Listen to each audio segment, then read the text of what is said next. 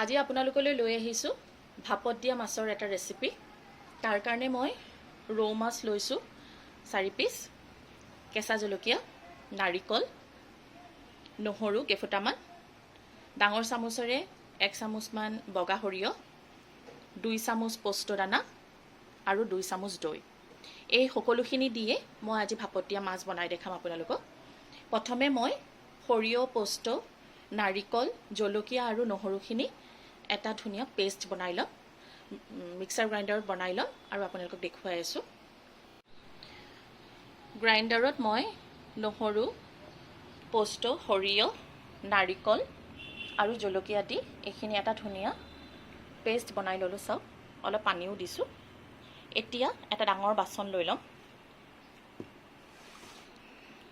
তাত প্ৰথমে দৈখিনি দি দিম। মই টেঙা দৈয়ে লৈছোঁ। আপোনালোকে মিঠা দৈ ল'ব পাৰে, কিন্তু তেতিয়া অকণমান জলকীয়াৰ পৰিমাণটো বঢ়াই দিব, নহ'লে মাছ মিঠা মিঠা লাগিলে খাই ভাল নালাগে।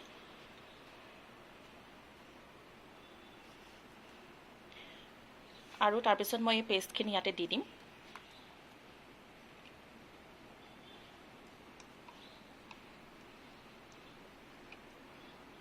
আৰু ধুনীয়াকৈ এইখিনি হাতেদি ফেটি ল'ম।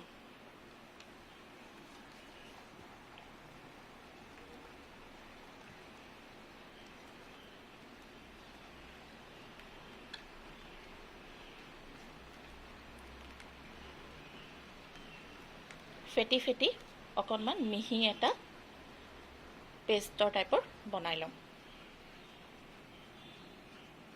ধুনীয়া পেষ্ট টাইপৰ হৈ গ'ল। এতিয়া ইয়াতে মই জোখৰ নিমখ দি ল'ম। প্ৰায় আধা চামুচ নিমখ দিছোঁ। এইখিনি মই ইয়াতে মিক্স কৰি দিম।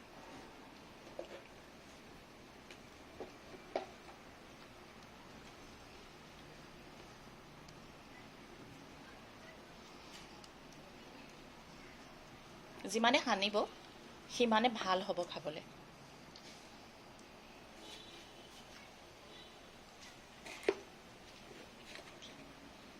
মই 1 পিঞ্চ হালধি দিম, একদম অকণমান, যাতে অকণমান এটাহে ৰং আহে।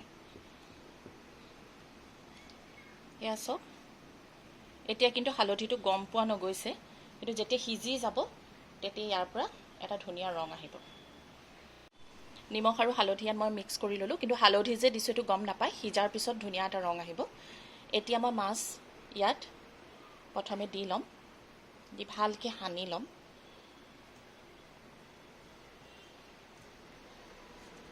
আপোনালোকৰ ঘৰৰ মেম্বাৰ যিমান, সেই হিচাপে আপোনালোকে মাছ দিব। মাছকেইডোখৰ ধুনীয়াকৈ ইয়াতে সানি ল'লোঁ আৰু এতিয়া এনেকৈ বহুৱাই দিম এডোখৰ এডোখৰকৈ ধুনীয়াকৈ, যাতে সিজিবৰ কাৰণে জাগা পায়। আৰু মিক্সিত লাগি থকা পেষ্টখিনি মই সামান্য পানী দি মিক্স কৰি ইয়াতে হাতখনো ধুই ল'ম, একো ৱেষ্ট নকৰোঁ আৰু।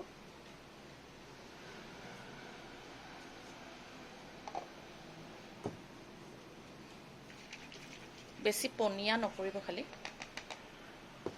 এয়া দেখিছে, ইয়াতে মই অলপমান পানী দি দিলোঁ। এইখিনি এনেকুৱাই বনিব, ডাঠ ডাঠ।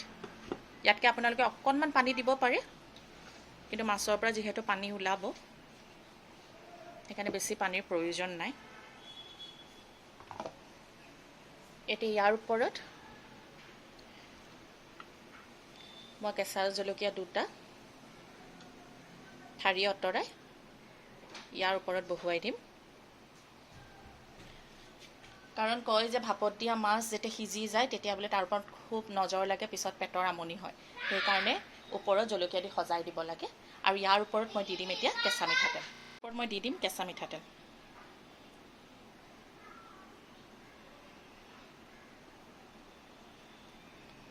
মিঠাতেল ইমানখিনি দিছোঁ যিমানখিনি মাছৰ কাৰণে বা এই আঞ্জাখন ৰেডি হ'বৰ কাৰণে দৰকাৰ।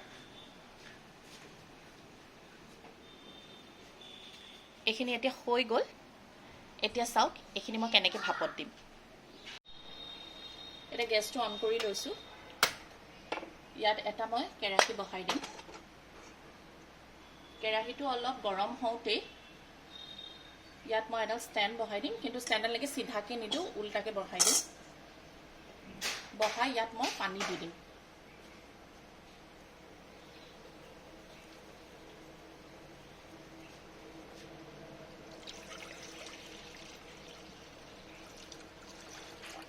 জাষ্ট ষ্টেণ্ডডাল দুবাৰকৈহে পানী দিছোঁ, বহুত বেছি পানী দিয়া নাই।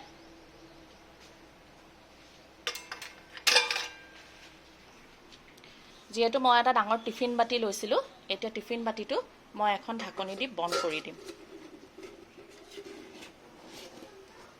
টাইটকৈ বন্ধ কৰি দিলোঁ। এতিয়া যিহেতু কেৰাহীটোত পানী গৰম হৈছে, এতিয়া মই এই টিফিনটো তাত উঠাই দিম।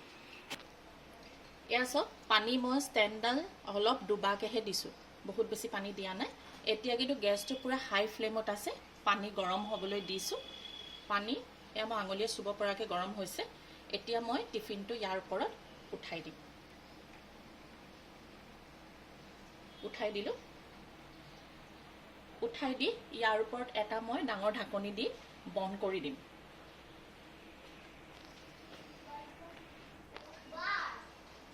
এতিয়া এইটোৰ ওপৰত এটা মই ডাঙৰ গামলা দি এইটো পুনৰ ঢাকি দিম। ঢাকি ইয়াৰ ওপৰত এটা ৱেট বহাই দিম।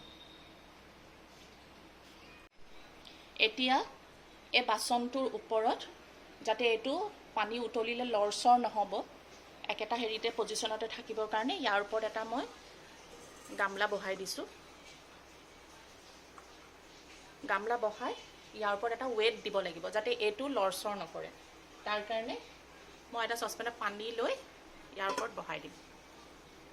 এয়া চাওক, এইটো এটা লৰচৰ নকৰা, এটা টাইট হৈ থাকিব।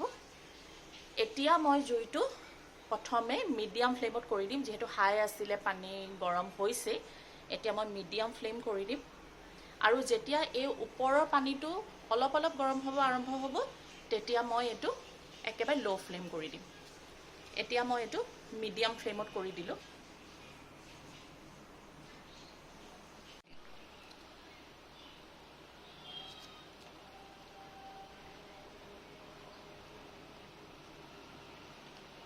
প্ৰায় 10 মিনিটমানৰ পিছত আপোনালোকক মই দেখাইছোঁ। এয়া চাওক, পানী পূৰা উতলি গৈছে আৰু ওপৰৰ পানীটো চাওক। এয়া চাওক, এই চচপেনটোৰ চাইডে চাইডেও পূৰা পানীৰ ভাপটো আহি গৈছে আৰু ওপৰত ইয়াত পানী গৰম হ'বলৈ আৰম্ভ হৈছে। আঙুলি জাষ্ট অকণমান ডুবাবহে পাৰি, গৰম আছে। এতিয়া মই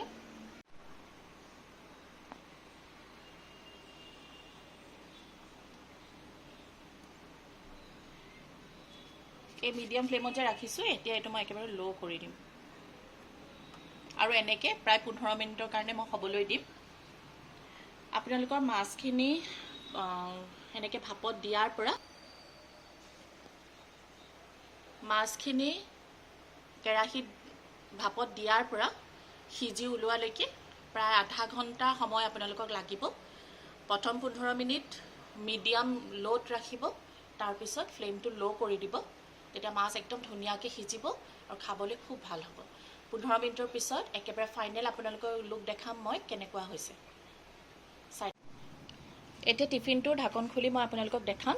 এইটো অলপ গৰম হৈ আছে, মানে হাতেৰে চুব পৰা গৰম আৰু। এয়া চাওক কিমান ধুনীয়াকৈ সিজি গৈছে।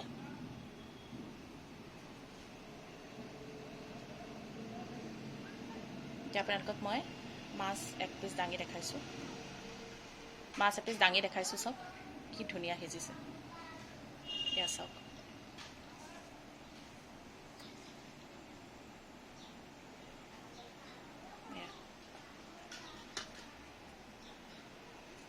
এপিচ মাছো চাওক কি ধুনীয়া সিজিছে। এনেকৈ ভাতৰ লগত সানি আপোনালোকে খাই চাব, খুব ভাল লাগিব। আৰু নতুন নতুন এনেকুৱা ৰেচিপি লৈ পুনৰ আপোনালোকৰ ওচৰলৈ আহিম। আজি নাৰিকল পোস্ত, দৈ আৰু সৰিয়হ দি বনোৱা মাছৰ ভাপত দিয়া মোৰ ৰেডি হৈ গ'ল। পুনৰ লগ পাম এনেকুৱা নতুন ৰেচিপিৰ সৈতে। আজিলৈ আহিছোঁ, ধন্যবাদ।